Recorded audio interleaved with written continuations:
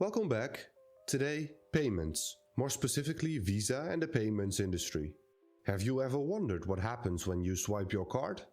The payment processing industry looks pretty simple on the surface, but there are many parties involved in this seemingly basic process.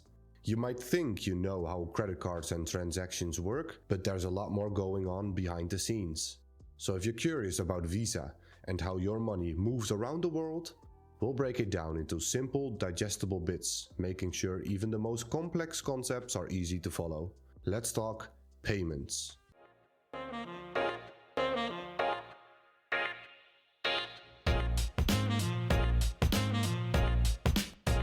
I apologize in advance if my voice sounds a bit different today. I'm not feeling my best, but I'm still very excited about today's episode. So let's talk about the world of payments and focus on a major player within the industry, Visa. But before we do, we have to look back in the rearview mirror to a time before the internet when payments were all about the physical world. Back in the day, before money existed, people traded goods and services directly. You have a cow and I have grain, so let's make a deal. A fisherman traded his catch for tools. A potter exchanged clay pots for bread, and deals were struck face to face. It was a system built on trust and necessity.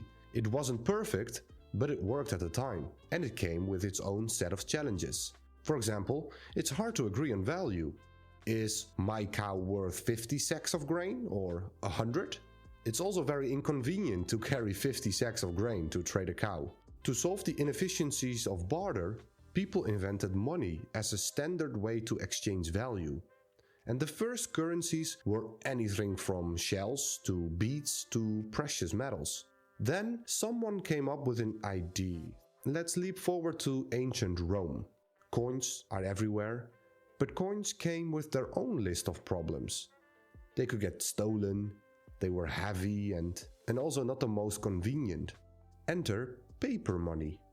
Lighter than coins, easier to carry, and backed by the lords and ladies at the time, and backed by governments today. But even paper money had its limits. And as economies grew, and people began trading over greater distances, carrying cash, no matter how light, still posed risks and logistical issues. Fast forward to the mid-20th century, the first credit cards emerge, and with them a whole new way to think about payments. Diners Club led the charge, quickly followed by Visa and MasterCard. But don't picture the seamless swipe of a card reader just yet. Early credit card payments were far from smooth. Transactions required carbon paper slips and manual processing. A system as clunky as it was innovative. The Bank of America launched Visa as the nation's first licensed credit card for middle-class consumers and small to medium-sized merchants back in 1958, and they introduced the first debit card in 1975. Then, in 1979, Visa launched the first electronic. Visa launched the first electronic credit card terminal, and this was a game changer. By the 1980s, stores were using the terminals to speed up payments and reduce mistakes.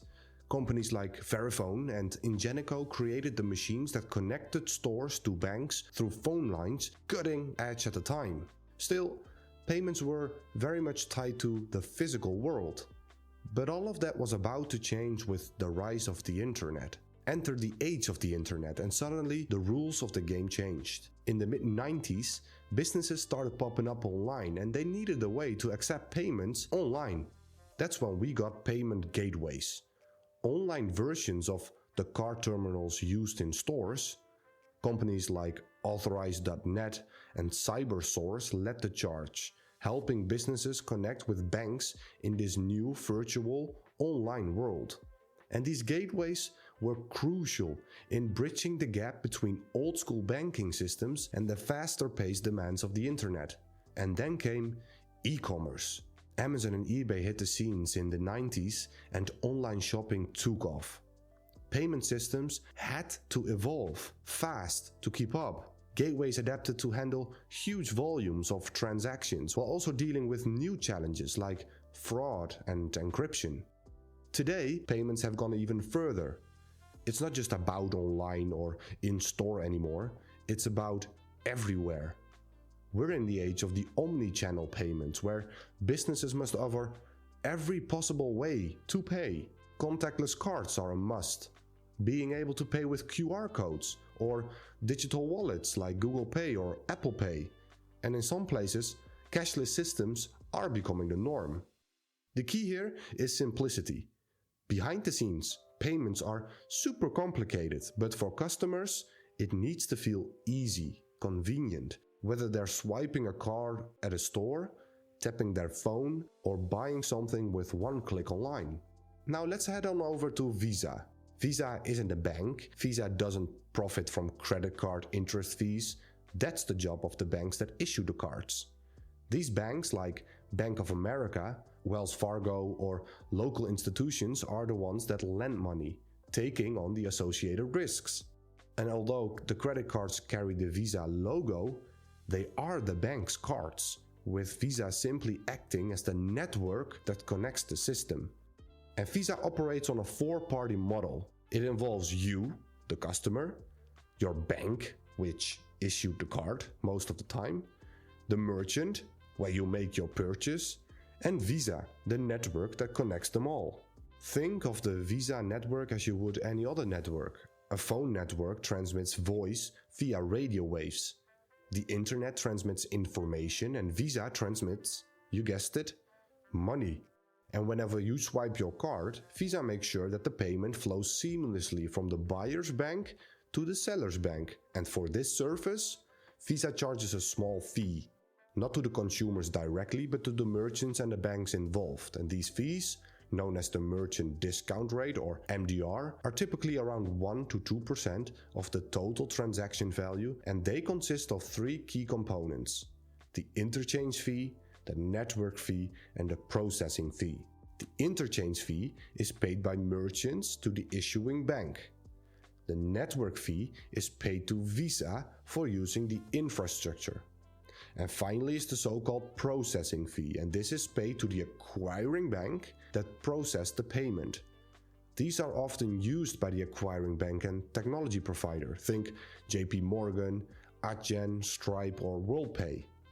So the fee really depends on a bunch of factors. Think about the risk involved, the currency being used, and whether it's a debit or a credit card. It's a bit of a mix and match. A really good way to think about Visa's revenue stream is for every $100 spent on a Visa card anywhere in the world, they make about a quarter of that, meaning 25 cents. An actual quarter. And every time you buy a pair of shoes, say $100, they get 25 cents of that. Yeah, it doesn't sound a lot, but as the network has scaled, that's very high incremental margins, and so the profitability of the business naturally goes up. The payments industry is a big and complex ecosystem, and it makes sense. We all buy goods and services, and it has to be processed somehow by someone. In 2018, Visa processed over $8 trillion in volume.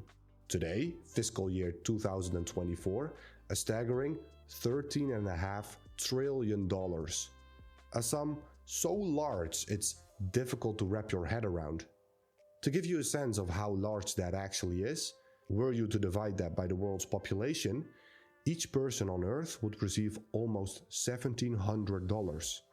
Or if you were to buy a house for every person in the United States for around $300K, you'd still have over $10 trillion left. I mean, that's crazy, right? And that's annually. At the heart of it, we've got a few key players. Like I said, the issuing banks, the acquiring banks, and the payment networks. So let's go over them so you have a better understanding of how they work together.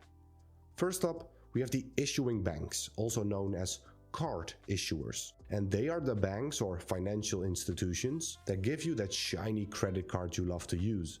They are also responsible for underwriting the credit risk. Then we have the acquiring banks, also known as merchant banks or acquirers. These are financial institutions that partner with businesses to process the payments. They let you swipe your card at your favorite stores. And finally, the payment network like Visa and MasterCard. And they are the connectors, acting as a bridge, making sure your transaction goes smoothly from point A to point B. Visa and MasterCard dominate in this space, forming a near duopoly. Together they control 65% of the global market, 85% of the US credit market. Yeah, it's crazy. And their network is unmatched, spanning over 200 countries with 14,500 connected banks and more than 44 million merchants. The scale they've reached is almost unbeatable at this point, unless governments intervene. We've got payment gateways like Adyen, Stripe, Square and PayPal acting as the digital middleman between your online store and the payment networks. And let's not forget about the ISOs and MSPs. They operate behind the scenes and help businesses set up and manage their payment systems. But all of that is a story for another episode. It's a complex world, but it all comes together to make sure your shopping experience, whether it's online or in store, is as smooth as possible.